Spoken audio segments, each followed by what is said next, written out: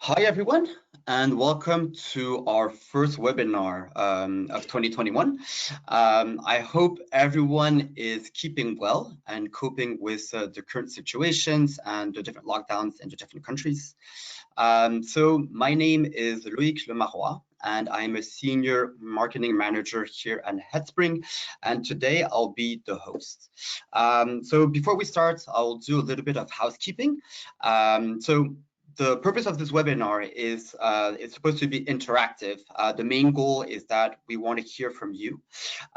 So please do send in your comments, your questions by using the Q&A function in the application, which should be on the right-hand side of your screen. We'll make sure to answer them during the session, but as well, we'll have about 15 or 10 minutes of Q&A at the end. So today we're going to talk about digital transformation and particularly the culture aspect of digital transformation in financial services. So today we invited Bernardo Crespo, and he's a digital advisory board at IE Executive Education, but as well the academic director in digital transformation at IE Executive Education. But also he held a very important role at BBVA. So he was head of digital marketing, and he was actually responsible for the digital transformation for BBVA Spain. Hi, Bernardo. How are you today? Good morning. Thank you for having me. Glad you could join us. So as well today we have Antonia Cundy. So she is a freelance journalist who writes regularly for the Financial Times, but as well she has corporate reporting, and she's particularly interested in education and equality in the workplace. We invited her because she recently published in the Financial Times the article "How to Shine as a Digital Transformation Leader." Hi, Antonia. How are you today? Hi, Loïc. I'm very well. How are you? Thank you so much for having me. Yeah, very good. Glad you could join us. And I think I'm going to give you the floor. Excellent. Thank you. So yeah, hello, everyone, and thank you for joining. I hope everyone's okay and surviving the various lockdowns around the world. So digital transformation, it's been a top priority for companies for years now. And if that was the case before the pandemic, it's even more so now, and we all know that. COVID has sped up companies' digital transformations by between 5 and 10 years, depending on what aspects of the business you're talking about. And looking around us and what we've all seen in our own lives, that's not hard to believe. Schools have switched to online learning. Doctors are diagnosing via telemedicine and Zoom. Bankers and traders that thought they could never leave the office have worked from home. Food suppliers have launched apps and websites to turn restaurant customers into cook-at-home kits in lockdown households. And we don't expect that to revert back when things return to normal, or the idea of this new normal. So looking at China's recovery and consumer behavior there as they've emerged from the pandemic, people haven't reverted to their pre-COVID levels of offline consumption. I don't think that would surprise many of us. Probably a lot of people on this webinar here would expect to remain working from home or adopt flexible working patterns long before we come out of lockdown.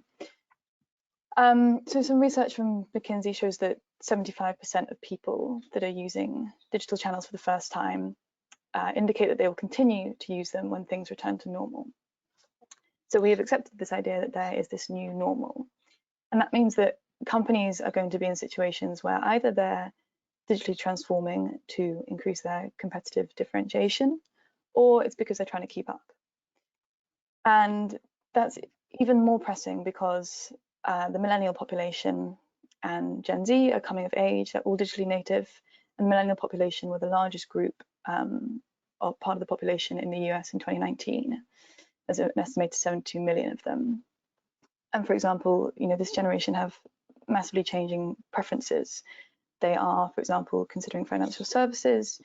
They are much more open than the generation before them to try a different financial services provider from one that their parents used.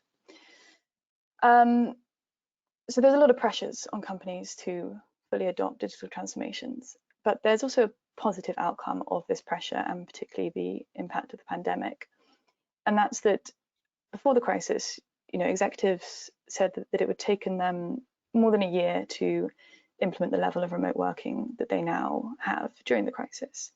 But in reality, it took sometimes days, sometimes weeks, but almost everyone had, a running program within months. So we can affect these things much faster than people previously thought, and it's an important thing to kind of take that positive away, I think. So what is digital transformation? It's obviously, a hot topic. It's completely pervasive, and it needs adopting with great urgency, but it's often quite hard to define, or people struggle to put it into concrete terms, because often the aims and goals of digital transformation are expressed in kind of quite high level or broad terms, that it's difficult to translate those into kind of concrete initiatives. So the Massachusetts Institute of Technology did some research on digital transformation, and they found that lots of leaders couldn't actually classify what it was. They said, oh, we have this IT equipment, a website, but they kind of struggled to think beyond that. So according to Accenture, 42% of financial services firms say that poor comprehension of digital innovation on the part of financial professionals is a leading barrier to change. So that's a challenge that's facing companies that's been emphasized by the pandemic. The idea that to future-proof themselves and to fully utilize what's out there, they need to implement this thorough digital transformation. And that goes beyond just saying, oh, we've added some analytics, we've added some AI. And it can be really is a deciding factor on whether they're going to sink or swim. And this is coming against a backdrop of where there are more and more digitally native companies, and that's only going to increase as millennials and Gen Z come of age. These guys are disrupting the market, and they're not encumbered by cumbersome legacy systems, for example. So the transformation is partly a catch-up, but what does it look like? So obviously this is going to vary enormously from sector to sector, but there are some kind of basic definitions it might be handy to introduce. So if we define digital transformation as the integration of digital technology into all areas of the business, we realize that it's quite a radical thing. It fundamentally changes how a business operates and serves its customers. So to look at that in more detail, I've kind of split it up into three main categories. And Loic, sorry if we just pop back, thank you. So yeah, customer and supply chain interaction, internal processes, and then the business model. So let's think about customer experience. This is the interaction with the customer and theirs with the company. And the big question here is really sitting down and thinking, what are the customer's digital needs? What do they want from this service, whether it's a closed company or an insurer? What do they want digitally? Do you have a platform where they can procure things, whether that's B2B or consumer? What is the digital touch point with them? And how can you use analytics, social media, digital advertising, AI to help bring what the customer wants to them?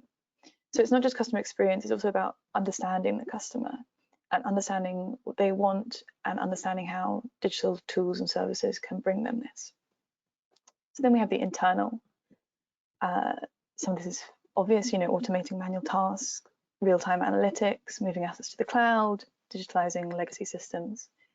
So the big question here is, what of these processes can be automated and what needs human input? But I think there are some also less obvious manual tasks and internal processes that can be really aided by digital transformation.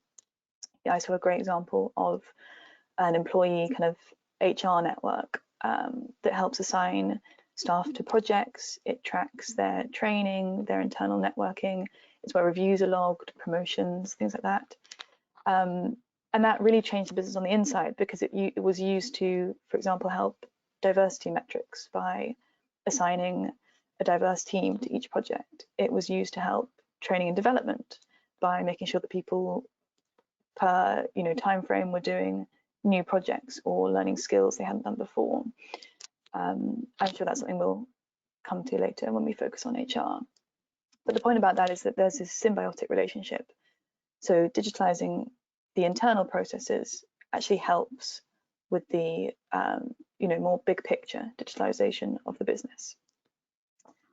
So then we go into the big picture. There's the big rethink, truly changing how you do business. In first line response, this might be, such as we saw in the pandemic, modifying to digital markets. So a grocery store that looks to e-commerce, newspapers diversifying into podcasts, subscription newsletters, banks offering online only products. But there's also the consideration of entirely new revenue streams.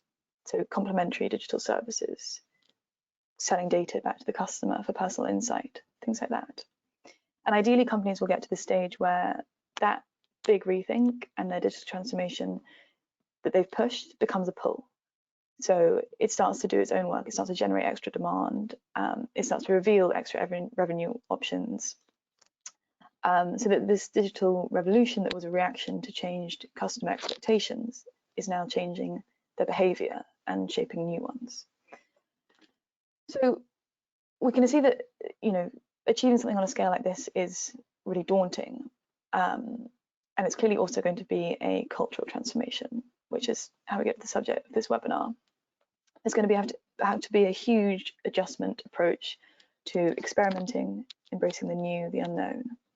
And there needs to be a proper strategy to implement it so that it doesn't get overwhelming or blocked. Research by McKinsey shows that 46% of financial services executives feel that cultural or behavioral change is the biggest challenge they face in pursuing their digital strategies. So that just shows how important this is. And it gets harder the bigger the company is. So companies with fewer than 100 employees are almost 3 times as likely to be more successful with their digital transformations than those with employees of over 50,000. I thought I would just share this amusing outline from the Centre for Digital Transformation that talks about the 5 stages of a chief digital officer, because it kind of probably highlights a lifestyle that we all recognize. So they're hired as the chief digital officer. Everyone's excited for this new era in their company. Their hire makes big waves in the press. Staff internally are excited. They're looking forward to the next generation of the company. They come in, they're the chief dazzling officer. They get invited to all the meetings. They're wowing everyone with their bright ideas. They're giving interviews about their plans. Every team internally wants to meet up with them to understand how they can transform their department. And then this sort of changes to the chief disconnected officer. The reality sets in that this is difficult. Some teams start to see it as slightly hostile. They see it as a nuisance and it's distracting them from actually running their business, which they need to do, and they don't have time for it. They don't have the funds for it.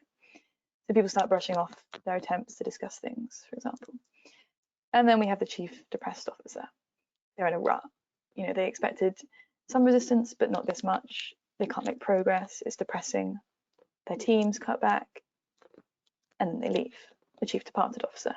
A bit bleak, but we can see how it happens. And that's for me why this webinar is on such an interesting topic, because the point about digital transformation is that it's also hugely cultural. And there are some challenges in making that a successful cultural implementation.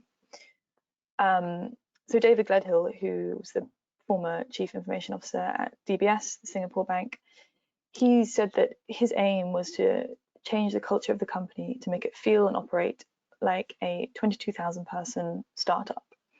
So it's the idea of becoming digital to the core.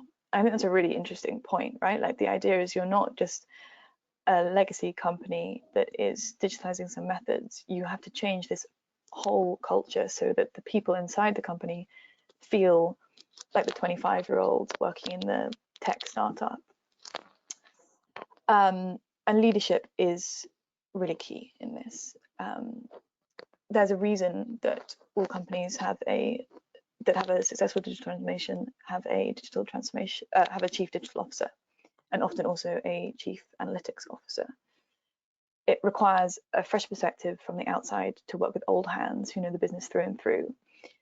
And this was made really obvious to me when I was speaking to Claire Calmagen, who's the chief innovation officer at SocGen a few months back. And she told me about when she was working with an airline, and she said to them, this is a while ago, guys, in 3 or 4 years' time, there will be no paper tickets. Everything will be on mobiles or tablets. And they laughed at her and they said, oh, Claire, you're crazy. We've been working in this industry for 20 years. There's no way the paper tickets are going away. And that's not to say that those executives weren't a hugely important part of the process, but you did just need that fresh pair of eyes that came with that digital perspective to see through it and see it in a new light. And you really need the executive team's support as well to trust the chief digital officer with that role. You aren't going to get anywhere without a chief finance officer or a CEO who's on board. The CEO needs to be pushing things and emphasizing the urgency of this, and the CFO needs to be providing financial support. And so that means essentially allocating sufficient time and money to initiatives. So this leadership, it needs to be empathetic and it needs to be responsible. And part of this relates to bringing the whole company on board and setting company-wide ambitions. Tara Lajamoke, who works at FT Strategies, which is the FT's consulting arm, I interviewed her the other month for the piece that Louis mentioned, and she spoke about this North Star that companies need to have. And this North Star is the idea of setting this ambitious target for the company, something you want your digital transformation to lead you to. It's about communicating a change story. Is there a roadmap of digital priorities, not just a bunch of digital projects? So you need to take that goal and that change story, and it needs to be put into language and metrics that speak to each division in the workplace. So, for example, a clothing retailer might set an organizational goal for the percentage of sales online, and in the marketing department, that could translate for a target for the social media adverts conversion rate into sales. So it's about kind of bringing the whole workplace on board and giving them their own metrics to build towards that speak to this North Star goal. And they need to be measurable. That being the big point there is that they need to be measurable and ideally against the bottom line. And it's really important to have this leadership that kind of includes the whole organization and is empathetic and responsible, because digital transformation is of course seen as a threat by some employees.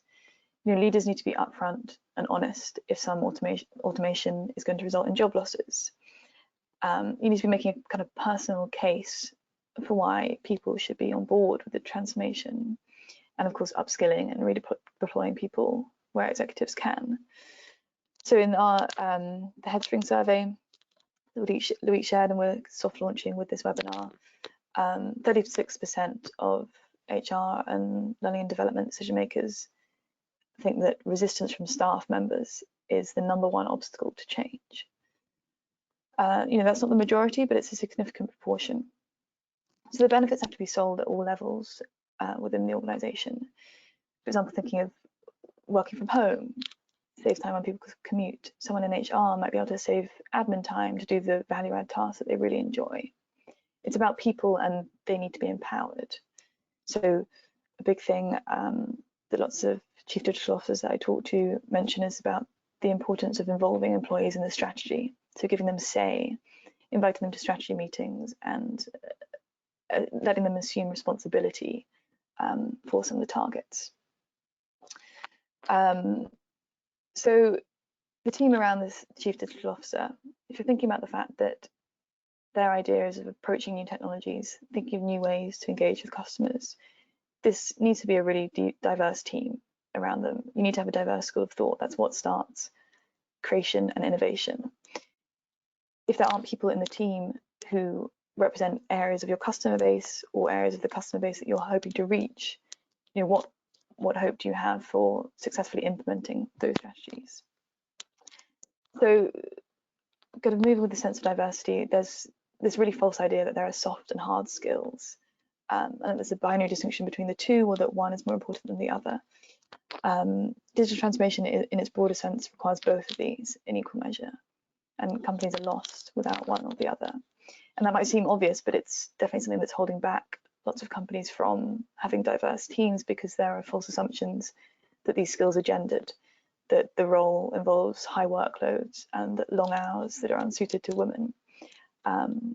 So I think an important step of this is to kind of overcome these prejudices.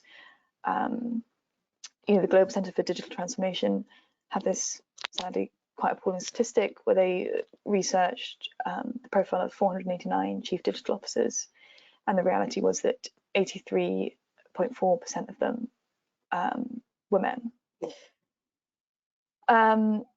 So yeah, and then moving on to like focus and agility. A successful digital transformation needs to be agile. It needs to understand this idea that you can't cut and paste. You can't just take successful transformations and apply them to different sections of the business. You've got to pick 3 small things and do them well and then move on. You've got to get those early, easy wins in to motivate people. So it's constantly a process of testing and learning. And you need to encourage agile working in the organization. Reinvent the comms channels, for example, and that kind of neatly brings us back to the idea of the fact that the digital transformation is not just about the external approach, it's also about completely changing the culture. And yeah, so I think that's where I'm going to leave things off. And I will let Bernardo drill down into the detail of how this all applies to financial services. Okay, thank you so much. Great. Well, Antonia, congrats. I think we're really aligned, and I think I'm gonna be sharing some ideas, and I think it's gonna be kind of like the same. Can you watch my screen? Yeah, we can see your screen. Fantastic. Great. Okay. So, I mean, in order to follow exactly the same kind of like narrative, let's show you something, that I want to share with you. The first is, in order to kind of like summarize everything, my view about digital transformation, as you said, how can we make a concrete definition of digital transformation? For me, this is this formula, which is kind of like, a poetic, formula, but basically digital transformation is about maximizing the value of companies, taking advantage of people, data, and technology, and everything is powered to trust. Because if trust is broken, and we've seen so many different examples regarding the use of trust, the use of data and technology, maybe digital transformation is not maximizing the value of companies. So my view is that at the end of this presentation, I would like to connect all the dots and to show you exactly that, there is a possibility, of connecting, technology, people, and data, and not in this order, because people comes first. If you have to rate, for example, uncertainty right now on a scale from 0 to 10, how much would you give? I don't have access to the chat, but I'm sure Luik can give me some feedback about what you can say on the chat, because on average, when I ask this question after March 11, usually is an average of 8 to 9, and the funny thing about that is that if we look for examples of how CEOs and chief executive officers worldwide think about what are the threats and the kind of risks that they are dealing with in today's world. I mean, this is a survey by PricewaterhouseCoopers. It was done in October 2019, is biennial, so we have to wait until October 2021 to see. But just have a glance at these. The first top 3 threats for 2020 in their view in October 2019 were overregulation, trade conflicts, and uncertain economic growth. I'm sure there is nothing you can see in the list related to pandemic or any kind of global disease. But the truth is that, the funny thing about that is that, the pandemic, the COVID-19, brought to us overregulation, trade conflicts between US and China, and the degree of uncertainty is like, we are living under true uncertainty right now. This is the concept. This is the context as it is. So, the story, the World Health Organization declared on March 11, 2020, the novel coronavirus outbreak a global pandemic. And from that on, everything changed, except for one thing, the big tech companies. If you have a look at market capitalization over the, you know, the last 4 quarters, you're going to see that they remain exactly the same. Not really, you know, growing from more than 5 trillions, talking in dollars, $5 trillion in market capitalization, in market valuation, to nearly $9 trillion.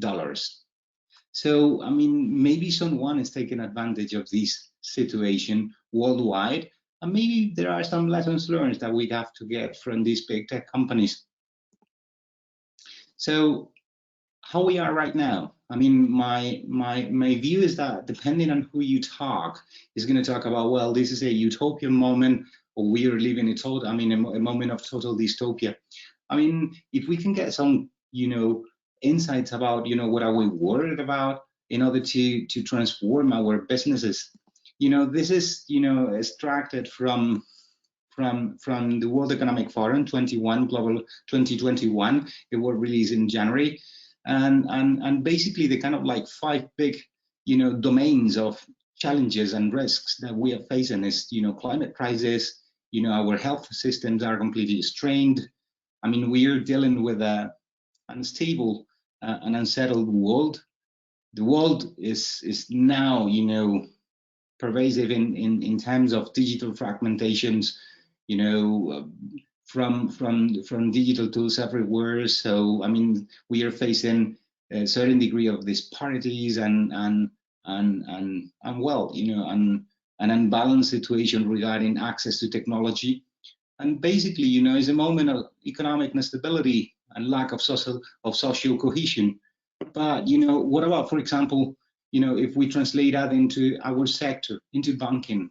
My view, and it's as scientific as my experience, you know, I've been working more than 2 decades for banking.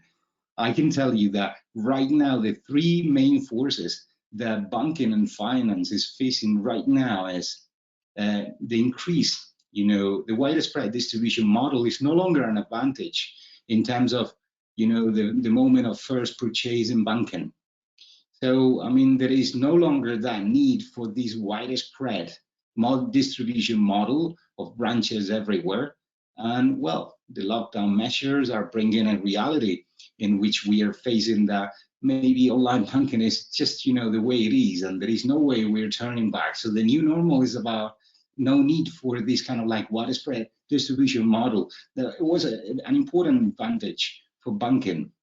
The second thread, and it's really important here, is that right now, February 2021, it's been 5 years with negative interbanking offer rates.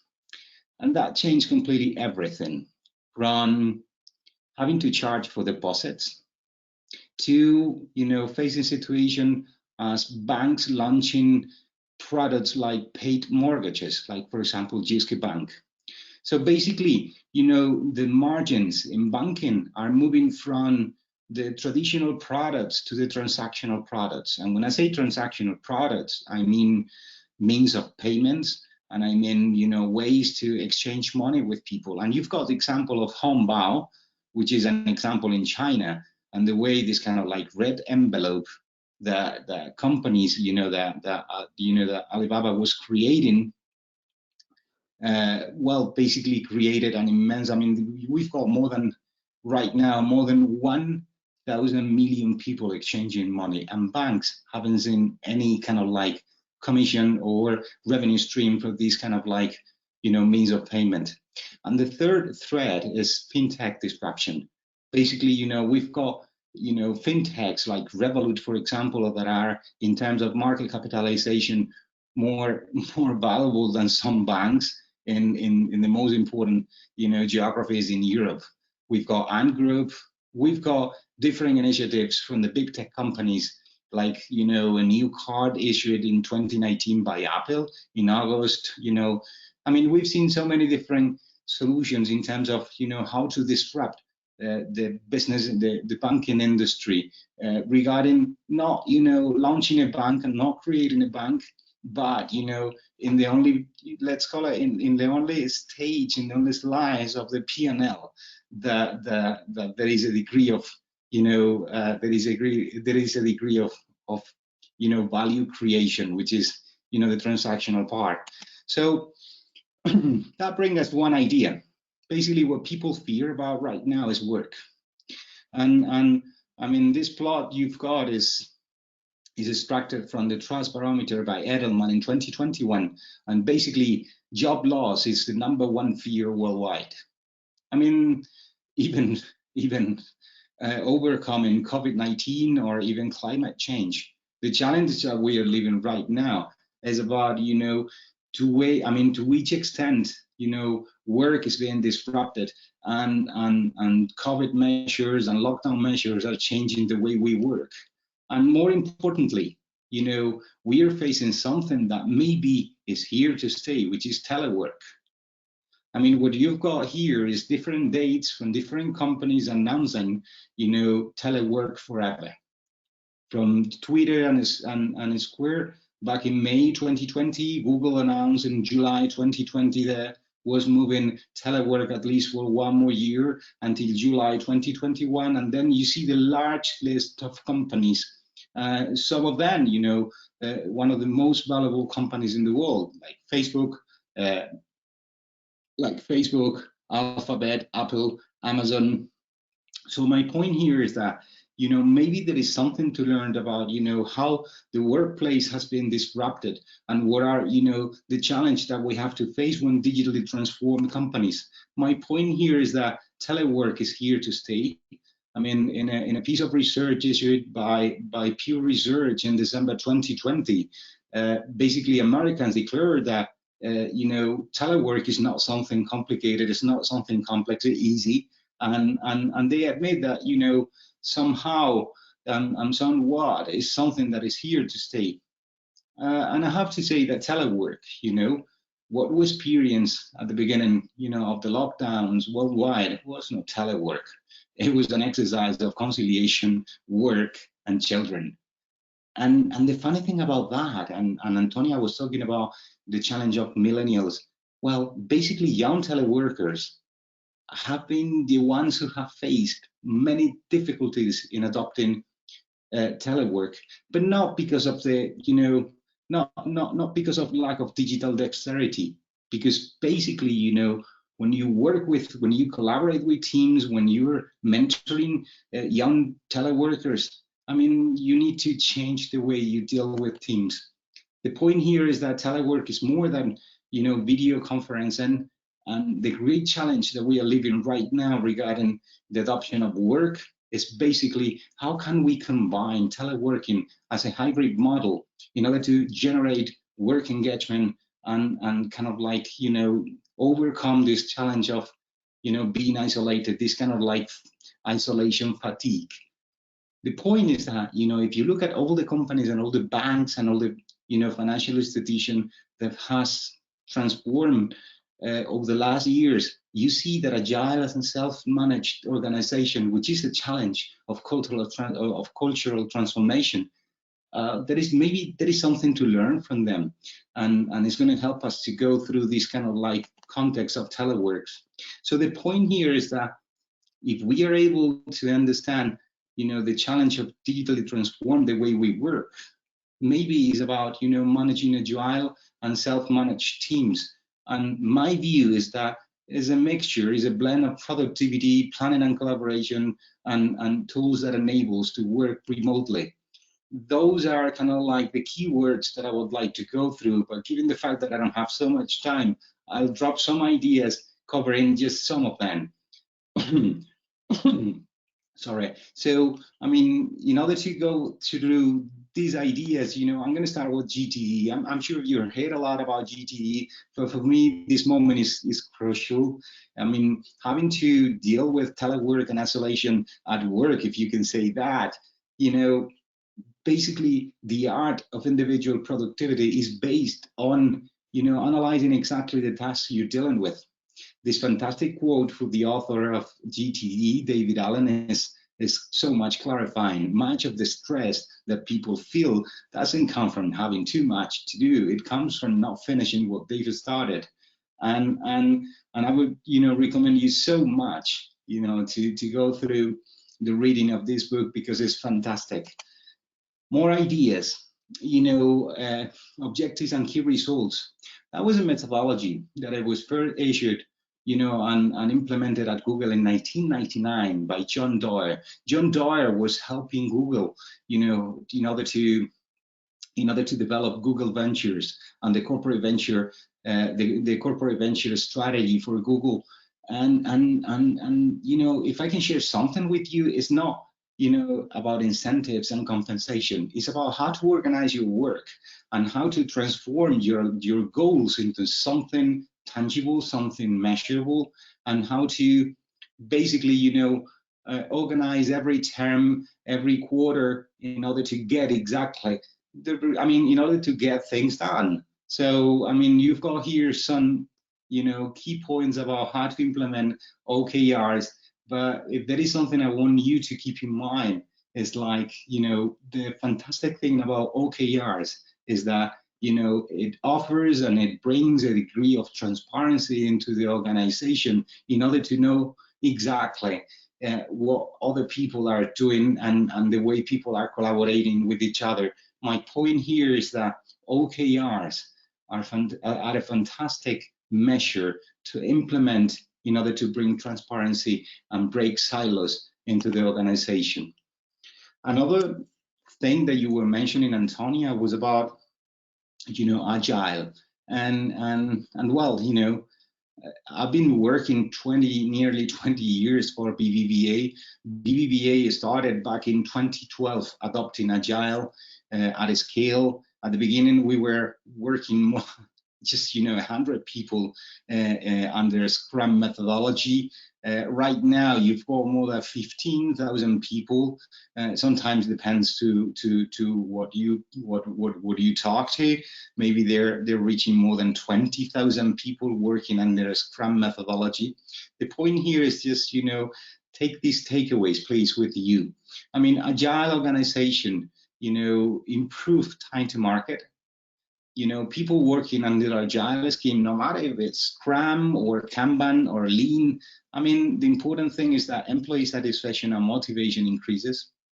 It also increases the operating and efficiency as a concept, in the organization, and more transparency and a better and shared, vision and commitment is set in the organization. So that's the huge advantage of becoming agile. And regarding agile, you've got fantastic examples.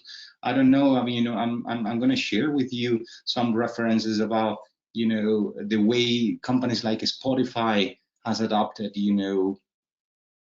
agile as a new working scheme. And the only good thing about these is that it changes the way we think about organizational charts, and it changes the way we think about how to organize work and how to collaborate with different multi departments, and the way different people from different departments and different areas comes to the same project. So there is an important mindset change that has to be adopted. And I'm taking this quote, to underline this idea of mindset change.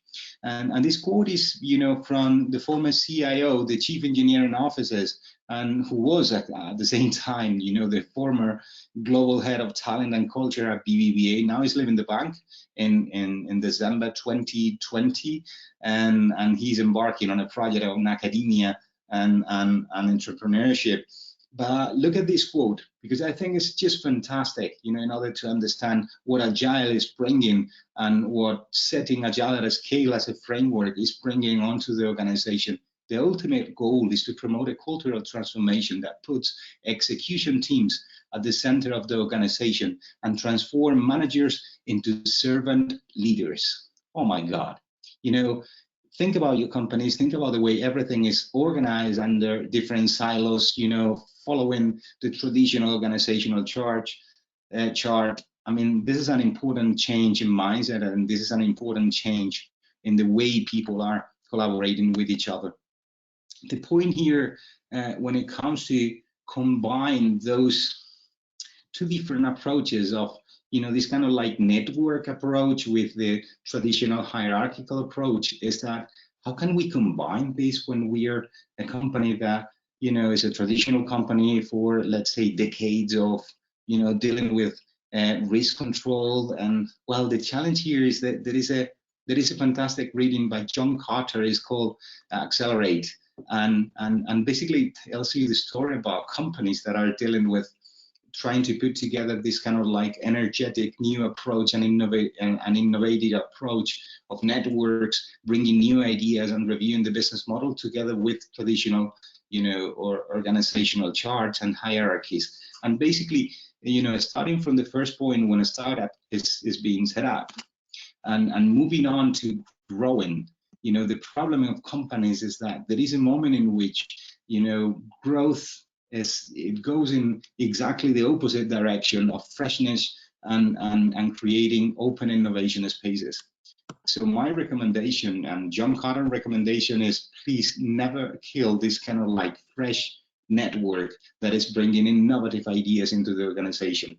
I mean, his solution is creating a guided coalition, which is something like an steering committee that connects, the steering committee of the traditional hierarchical organizational chart with basically the governance model of this network, this innovative network, and I think is a fresh idea. But why entrepreneurship? Why intrapreneurship is so important for companies? I mean, I don't want to share the complete piece of research, but I'm bringing this piece of research by INC, which is about the 50 best places in America for starting a business. And if you keep an eye on the different constructs and indicators of this piece of research, you're going to see that basically, the rate of entrepreneurs, the high growth company density, population growth, net business creation, wage growth, job creation, and early stage funding, you can break it into two different over or big construct. One is skills and the other one is a strategy.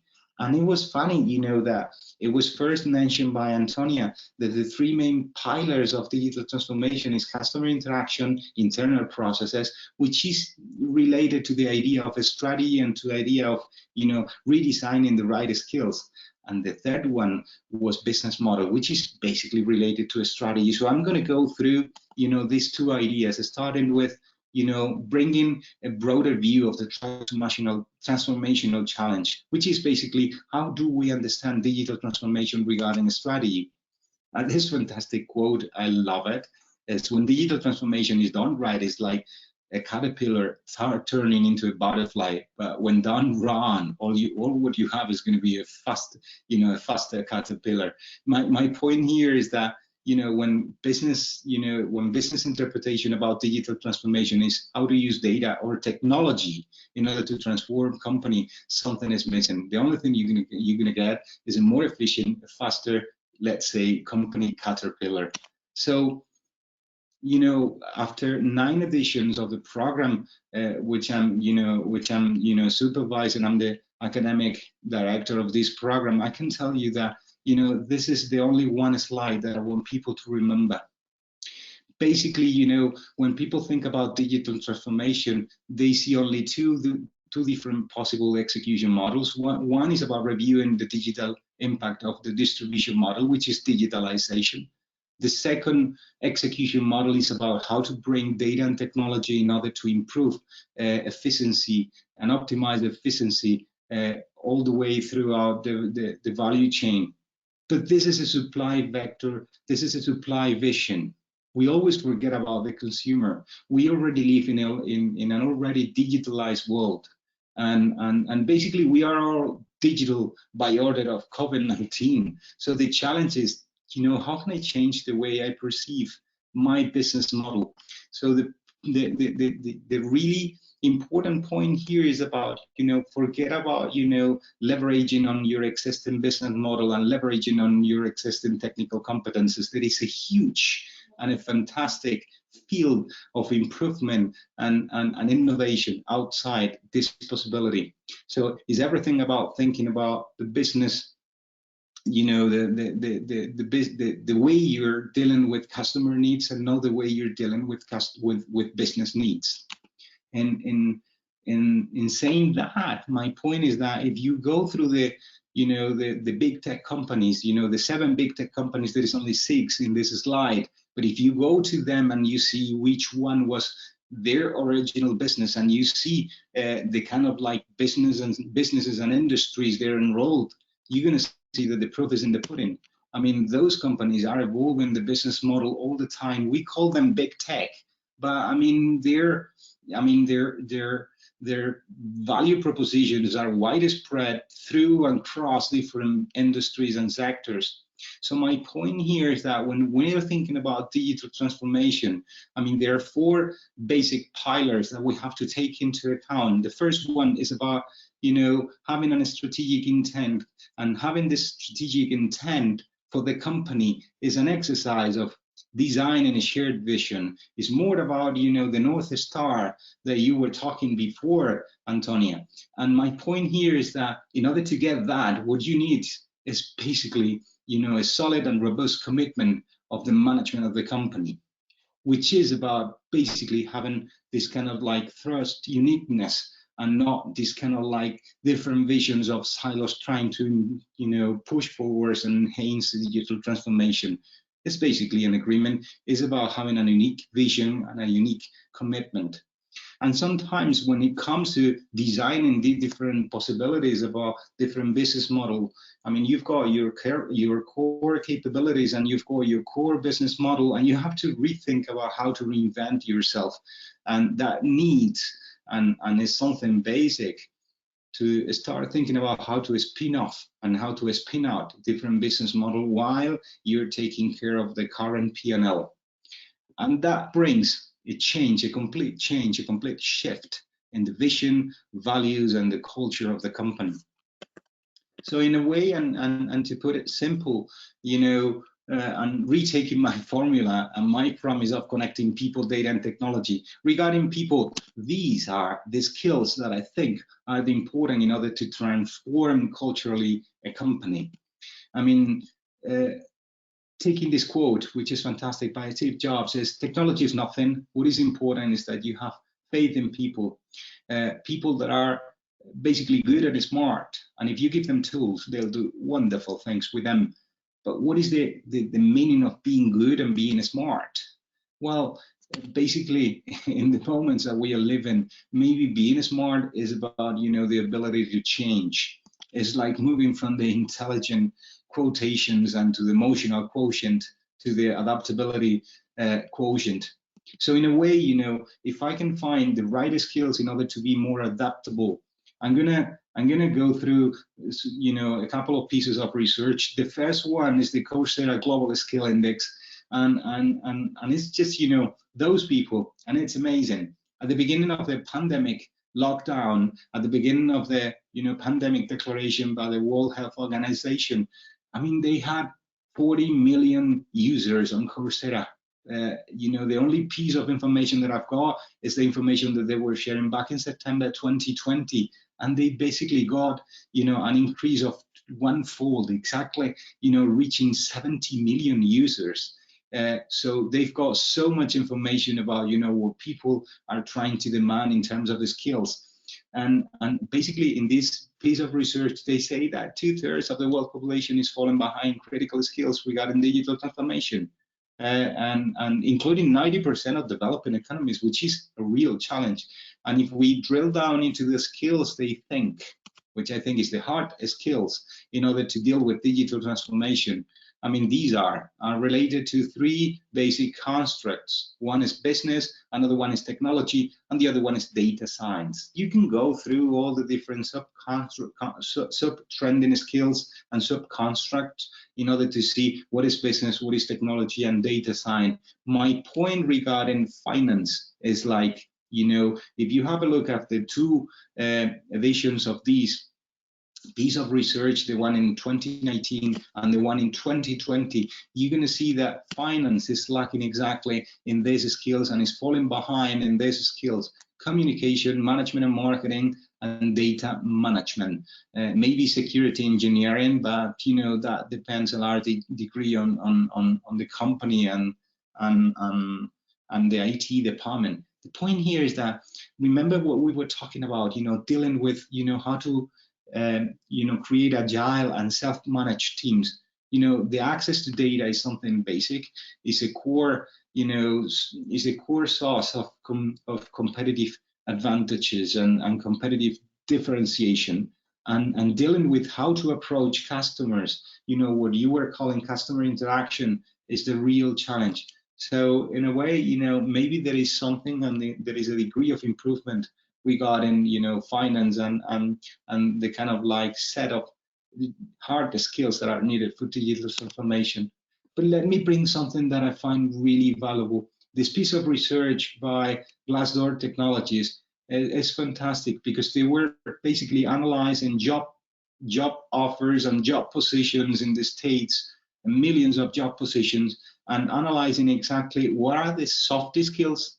You know, one, we deflected the hard skills that are offering a salary premium, and those are the five soft skills that they consider, you know, explains that kind of like salary premium, that salary increase in job offers and in job positions in the States: problem solving, critical and creative thinking, collaboration, communication skills, and reasoning and ethical mindset.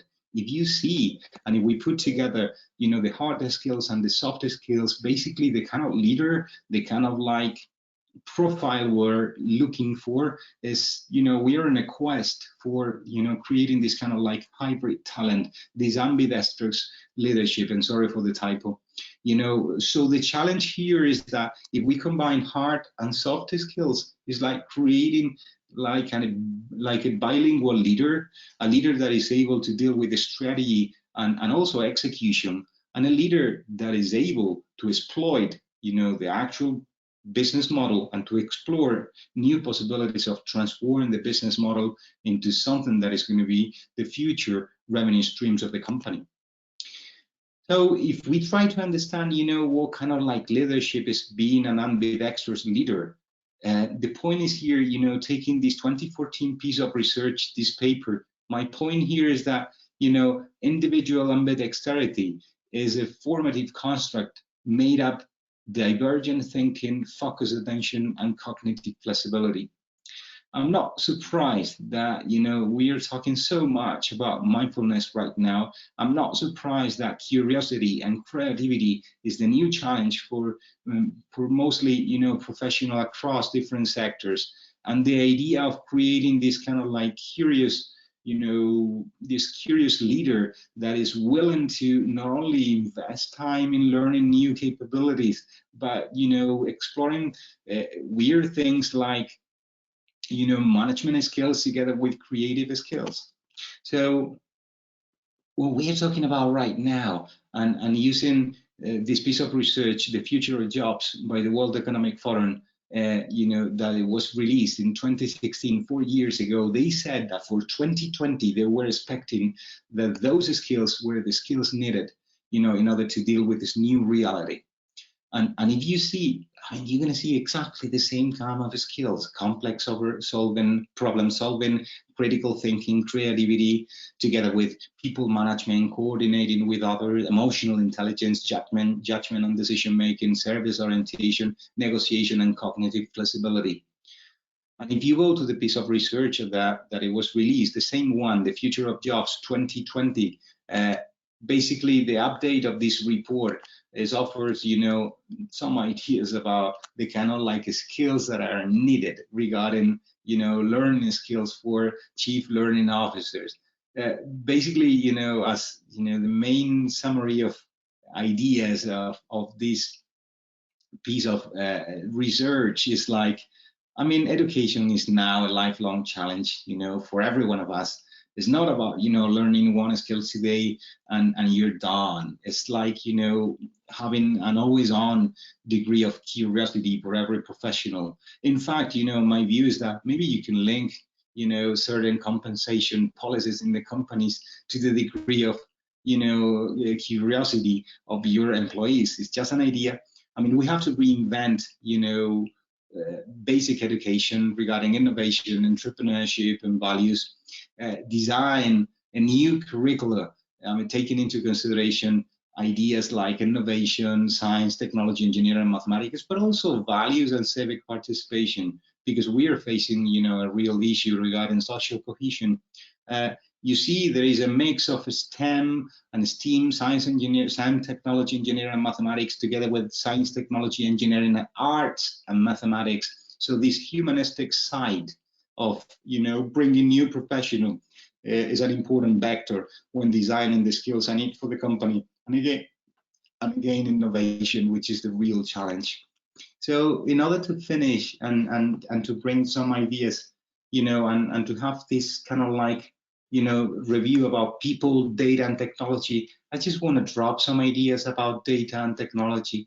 You know, the first one is that if you go to the hype of emerging technology, the Gartner issues every August, and you go over the last 5 years, you're going to see something in common. Is that, you know, the use of data and the design of, let's call it, you know, decentralized data architectures reinforced by robotics and blockchain is basically, you know, the most important trends regarding technology. But technology without a purpose is just nothing. My point here is that if we were able to understand why data, why artificial intelligence, why automation, why robotics, and why technologies like blockchain are changing everything, I mean, I want to share with you, and I do recommend you to go through this fantastic talk by Andrew and G about, you know, what is changing the way we understand the digital era compared to the AI, artificial intelligence era. I mean, in the internet era, everything was about A/B testing, you know, regarding customer interaction, you know, creating a culture of test and learn was the real challenge in order to become a digital company in the internet era. It was everything about, you know, having shorter cycles, product cycles, and shorter cycle times, because that allows you to, from ideation to prototyping to launching and to reviewing, you know, the results of this launch, to get lessons learned through A/B testing, and at the same time an exercise of breaking down the organization from the idea of the, you know, top steering committee and the directors making all the decisions to the product managers and the teams, which is basically down, you know, getting, you know, the center of decision making from, you know, the top managerial part of the organization into the teams, down into the teams. But if we move on to the artificial intelligence era, the challenge right now is to get, you know, the necessary condition, which is the one about A/B testing, shorter cycle times, and decision making being pushed down, and at the same time design a strategic data acquisition for your company, which means basically putting all the data warehouses of the company together and basically transform data into something interoperable, and create automation. And a fourth point that I think is critical, which is new job descriptions, because we are creating new professionals basically because of that, because, you know, technology and the introduction of artificial and the pervasive automation is creating new job description. And concentrated on these, I want to share something like a use case, a personal use case that I've been leading over the past 12 months that I think is important for head of human resources and chief learning officers. Using this, you know, taking advantage of this quote by Pedro Domingos. Some everyday things can be predicted by the unaided mind, from catching a ball to carrying a conversation. Think about, for example, when you were driving from work or from home to work, you know, sometimes you just get there and you discover, oh my God, I don't know how the hell I've got here. You know, it's like doing this kind of things, you know, being unconsciously competent. But for some other things, it's impossible to predict the future. And well, let's think about, you know, the first piece of research that I was sharing with you, the top 3 threats, you know, for CEOs. I mean, no one of us was predicting a pandemic to be in place right now. But for the middle ground between the two, there is machine learning. The use case that I want to share with you is about how can we put together artificial intelligence? How can we put together data and technology in order to find exactly what we need? That was an exercise that we were doing with a company that was so focused on outsourcing services for big companies in the oil and gas industry. But basically, what we did was transform basically resumes and CV information, made out of PDF, into taxonomies, and creating different, taxonomy with different variables and different access that we were creating in order to design, this kind of a spider plot of skills. At the same time, we were extracting information from different job positions in order to do exactly the same translation into the taxonomies that we were creating out of resumes. And basically, teaching the algorithm with HR experts in order to train the learner, in order to train the algorithm. Basically, what we got is something as simple as that. We are able to match job and supply demand on one simple tool. We are able to know exactly what is the best job for people and what is the best, and what people fit to certain job positions. And we are able basically to learn about, new possibilities and design this fantastic, this fantastic self-reinforcing 2x2 graph in which we are putting together the market demand index together with employability index in order to know what are the skills that are needed in this kind of like ever-changing environment.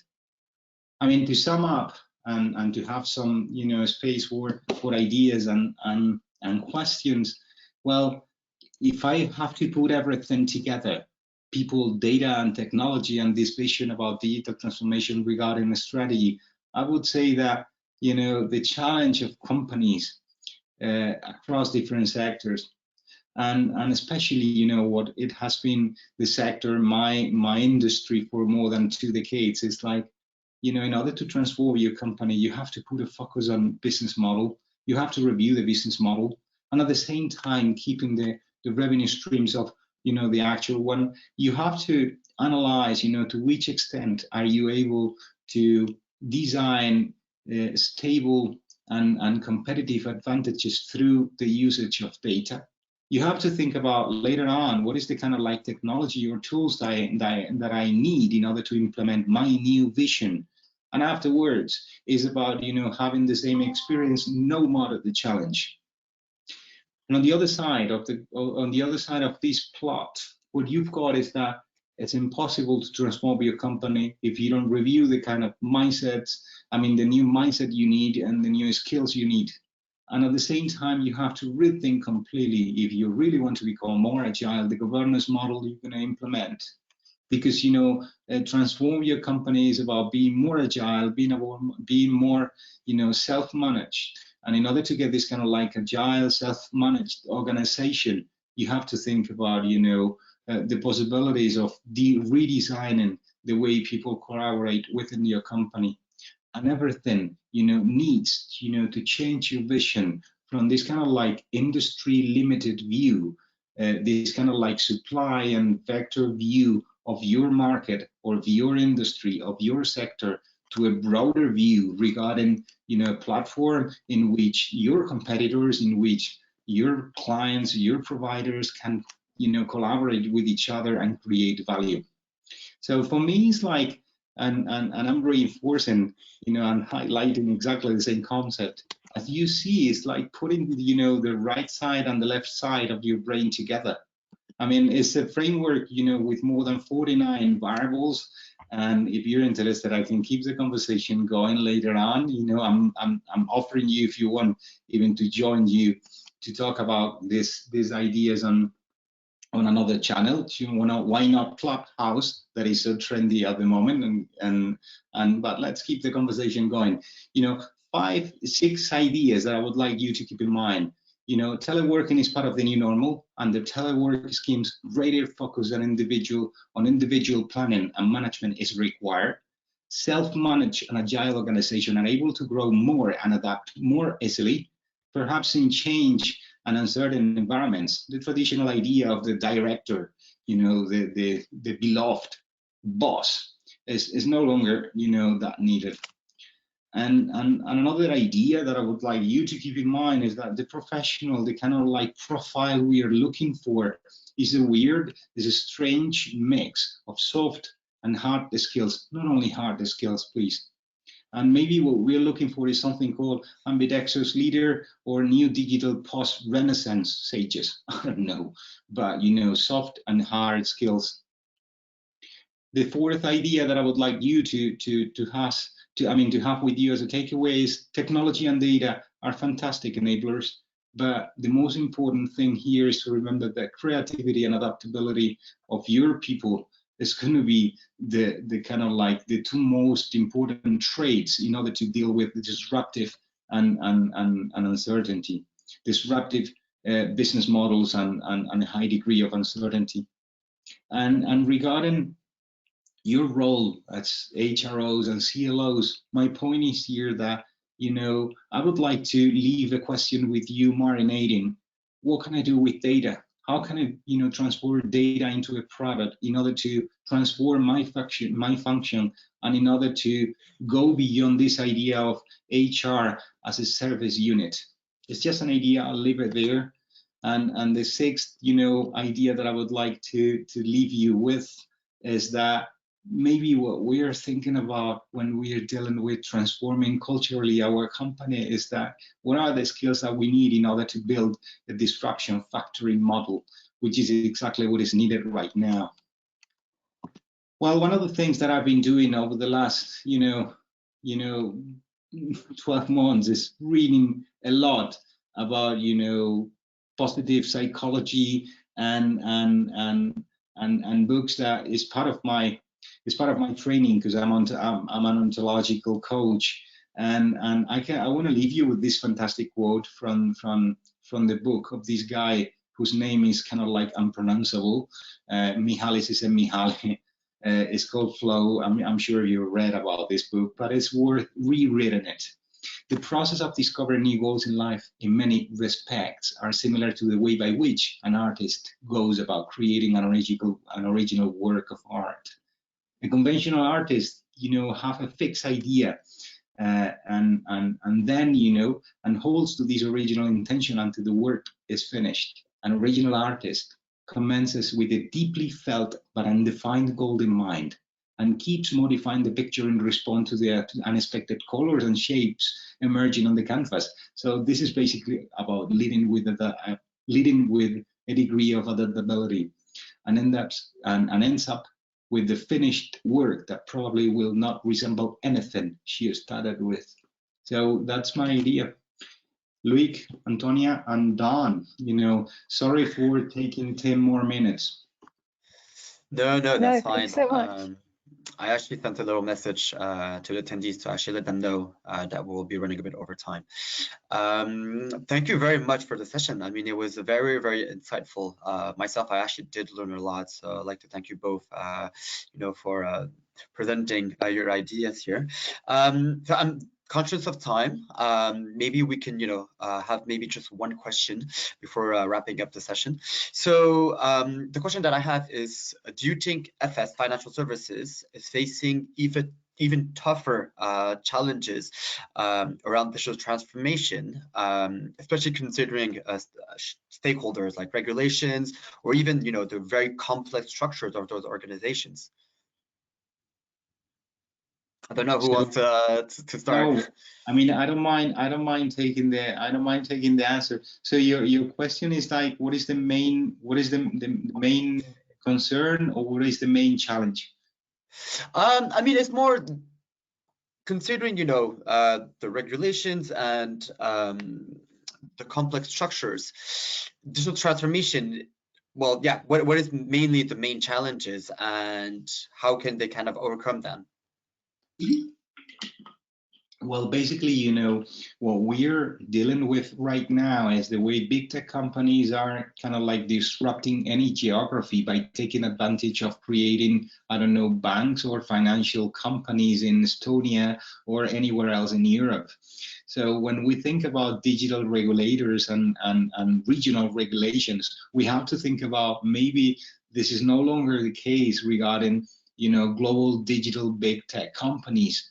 I mean, right now, I remember 1 year ago, Mark Zuckerberg said, please adopt one framework regarding privacy and use the most restrictive one, the one in Europe. GDPR is acceptable, but please choose one. It's impossible to adapt a global company to local regulation. So we have to think about a sector in which it was overprotected by the regional regulator. And maybe we have to rethink, you know, the way about, you know, how to compete, you know, because the regional regulators are no longer, you know, protecting the companies, but isolating them and limiting the possibilities of for them to grow globally. And on the other side, when it comes to these big global companies, I remember, you know, at BBVA, when I left BBVA, we were more than 115,000 employees. What is the challenge? You know, stick to the basics and get to groups, tiny weak groups. Maybe it's about transforming your company from a squad, from tribe, from groups, and not from, you know, the top managerial positions. So in a way, you know, flatten your organization and choose the possibility of being global, but, you know, locally managed by tribes and squads. I don't know if I'm answering your question. No, you are. And actually, it kind of goes with what Antonia said earlier. You need to kind of start with something small, you know, having those quick wins to then build up from that. I think I'd add to that I don't know how you quantify whether it's a harder challenge or not in a financial services company compared to, say, a consumer company, but I think it's definitely right that those regulatory requirements do make it more difficult. For example, like if you have a bunch of those and you are operating, as Bernardo was saying, in a number of different regions and geographies, it might just be completely unrealistic to think that you could bring all of those into one digital space and one digital workplace that is going to be possible to run all of those from while sticking to the the correct regulations. So I think it's about, like what you're saying, about having those goals that are also attainable. So maybe the goal is not 100% all being streamlined onto one simple digital operation, but aiming for 70% of geographies to share a digital regulation platform, something like that. And then, of course, I mean, this is a whole different webinar, but I think, a separate point is the difficulty of cybersecurity and what digitalizing opens up in that regard. Of course. But maybe that's for next time. Yeah. Okay, well, I mean, thank you very much, Bernardo and Antonia, for the session. It was really, really insightful. I've learned a lot, and I hope the people actually joined today did learn a lot as well. So yeah, I'm gonna wrap up the session.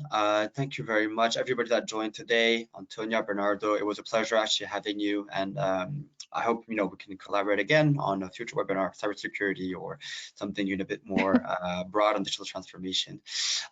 So yeah, everybody. Please, be safe, and I'm hoping to have you on next Headspring webinar. Have a great day. Thank you so much, Reid, and thank you so much, Antonia, for your insights. Have a great day. Thank you, Bernardo. Thank you. Bye.